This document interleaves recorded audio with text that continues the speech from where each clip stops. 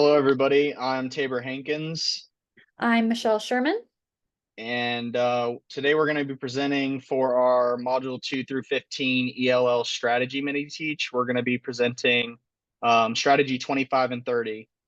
And strategy 25 and 30 would be the RTI for ELL students and then graphic organizers. A quick summary of RTI for ELL. So strategy number 25, RTI is a response to intervention. It's known as a system of supports that schools put in place to provide high quality education to students with disabilities. The goal of using RTI is to aid the identification of learning disabilities and other learning and behavior problems and learning disabilities to improve instructional quality and provide students with academic opportunities. And then there are four main components of RTA, which would be the high quality research-based instruction and behavioral support, universal screening, and then continuous progress monitoring and tiered interventions. So to sort of visualize and contextualize RTI framework when working with ELL students, to the right is an existing framework model for from Semantic Scholar. And you can see that they have a three-tier prevention system, with that first still being the common universal screening primary prevention period. The second being the pre-referral intervention period, which is oftentimes looks in the form of small group tutoring. And then the third is oftentimes one-on-one intervention or tertiary prevention systems. And it is, yeah, and like I said, oftentimes many of these schools have an adapted model. However, educators that know the existing model can sort of adapt and mold to provide intervention specifically tailored to the needs of ELL student or their ELL students specifically. In using the RTA model with ELL students, we have several key factors we need to consider. First of which would be it allows schools to provide interventions to students foregoing a special education evaluation that occurs in the meantime. Second is schools with limited programming, staffing resources, and services struggle to meet the unique needs of their ELL students. And lastly, many ELL students have limited or interrupted prior to schooling. Oftentimes, these students are not given adequate time or instruction needed to learn grade level literacy and content skills. An appropriate application of the RTA model is crucial because many of the applications are ineffective due to not addressing the specific needs of students from diverse culture and linguistic backgrounds. So some ideas for practical and effective implementation of using the RTI framework with ELL students. Implementing RTI effectively for English language learners requires very tailored strategies that address both language and academic needs. And so some of these ideas for effective implementation include culturally responsive teaching, differentiated instruction, explicit vocabulary instruction, scaffolded learning, use of visuals and manipulatives, frequent informative assessment, collaborative learning, professional development for teachers. Also, parent and community involvement helps a lot for implementing RTI within these students, and additionally integrated technology. So to sort of demonstrate how to apply RTI for ELL students, we have constructed a demonstration of sorts in the form of a case study. So to demonstrate the value of educators utilizing RTI's framework to provide intervention to ELL students, we're going to be conducting a brief analysis of the sample case of Michael, who is an 8-year-old third grader. So just to kind of cover his case study, Michael is a third grade student who transferred to ABC Elementary School in the middle of the fall term. Michael and his family are new to Arizona and immigrated from Mexico within the past year. From an early stage, Michael's teacher notices that he tends to struggle with the assigned independent readings.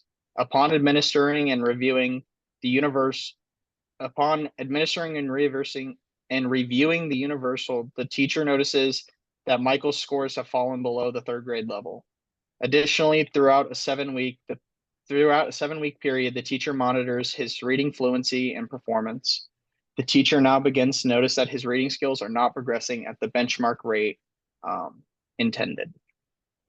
So to sort of analyze this case and how we would apply the RTI framework in this case of a struggling ELL student, I think to begin with, a good start would be to continue with the tier 1 interventions, which is the universal screening.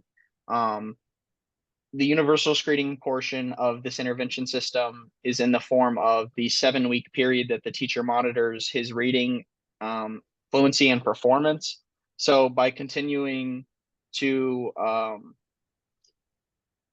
create an evidence-based instructional reading program of sorts as a form of universal screening, the educator can continue to collect data and cater their further intervention systems that follow. Additionally, the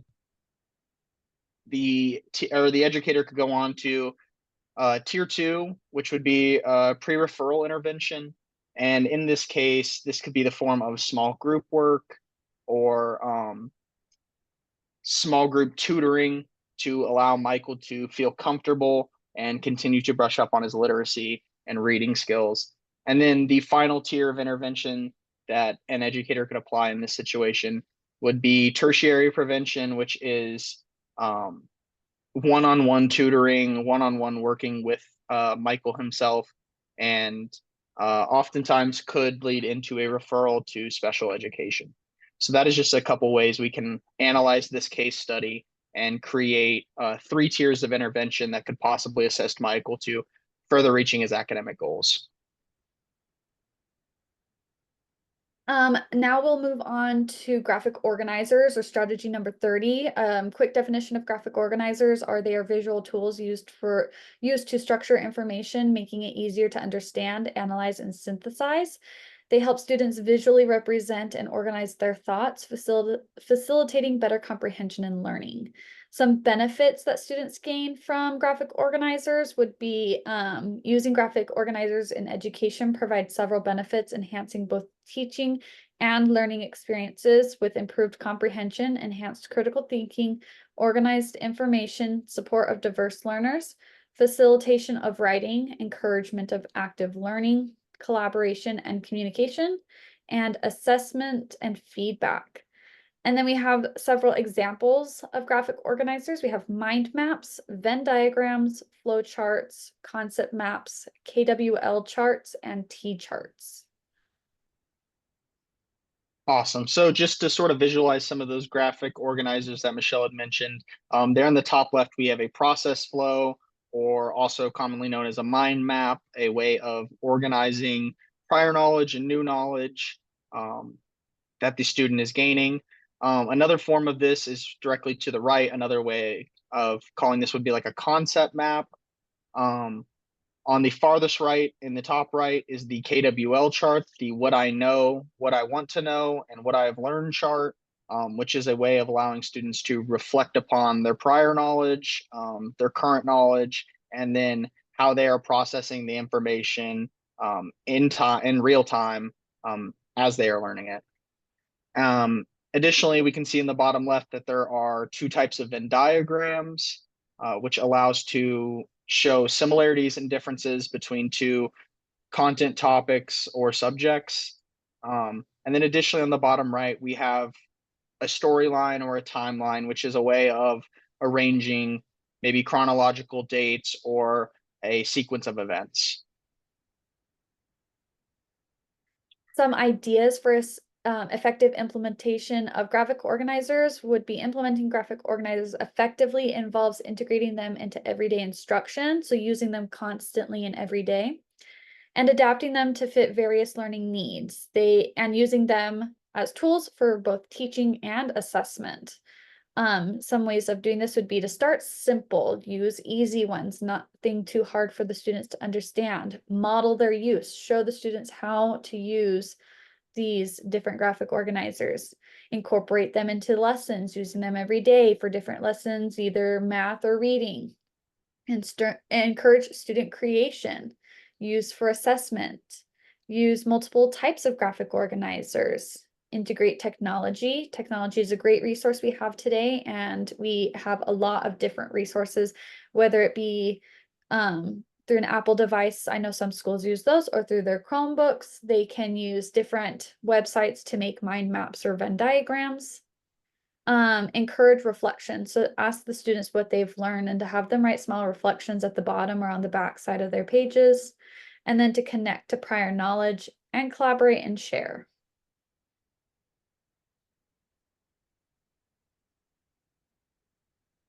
Awesome. So next we have another way of demonstrating graphic organizers, also strategy 30. So to demonstrate the value of educators utilizing graphic organizers with their ELL students specifically, we'll be conducting a brief review activity of kind of sorting and grouping nouns and verbs on an elementary level. Like I said, this demonstrative activity is designed for elementary students and would require the students to review nouns and verbs with their teacher, then categorize it on the provided T-chart that can be seen on the right side there. So in this mock lesson, and for the sake of this demonstration, I will be the teacher and Michelle will be the student, and she will be completing a Venn diagram to review the nouns and verbs. All right, Michelle, are you ready? I'm ready. Awesome. So the first word that I would like you to categorize is hop, H-O-P. Hop is a verb. Awesome. Are you ready for the next one? I am ready for the next one. So the next one we have is farmer. Farmer is a noun. Perfect. The next word we have is tree. Tree is also a noun. Amazing. Next let's do climb. Climb's a verb. Perfect. What about build? Build is a verb. Amazing. What about girl? Girl is a noun. And then we also have, what about teach? Teach is a verb. Perfect. And then our last two, what about school and apple? School is a noun, and so is apple. Perfect. Awesome. So that was just a way of allowing students to review their nouns and verbs and categorize them based upon their self. Now, if this was a full scale lesson, we would cover a lot more terms. We would probably go into depth a little bit more about or about capitalized nouns. I can't remember the word for some reason. I'm so sorry. Um, proper nouns. Sorry. Yeah, we'd probably go into depth a little bit more about that and review some more and allow students to explain their answers why the noun is a person, a place, or thing, or why the word is potentially an action word. So awesome. So lastly, just to kind of reflect and conclude upon our new learning of both of these strategies. To start off with first, I think it was really important and a real key takeaway of learning more about RTI framework for ELL students is that applying the RTI framework to these English language learners requires an appropriate application and interventions that best fit the diverse cultural and linguistic needs of the particular students that you are working with. Yeah. And then graphic organizers are a great way for students to organize their thoughts or their new learnings as they come to learn them. We find that graphic organizers are extremely beneficial and effective for all students. For categorizing and grouping allows many students to draw the much needed connections between new learning and prior knowledge. Awesome. And then over here, we just have a little bit of review pictures for English language learners, just kind of the database decision making, screening, or behind RTI, the database decision making behind RTI, which is screening, process monitoring, and multi-level prevention systems, as well as just a couple maps to refresh your memory. But here are our resources that we came to these conclusions with. And that will conclude our presentation. Thank you. Thank you.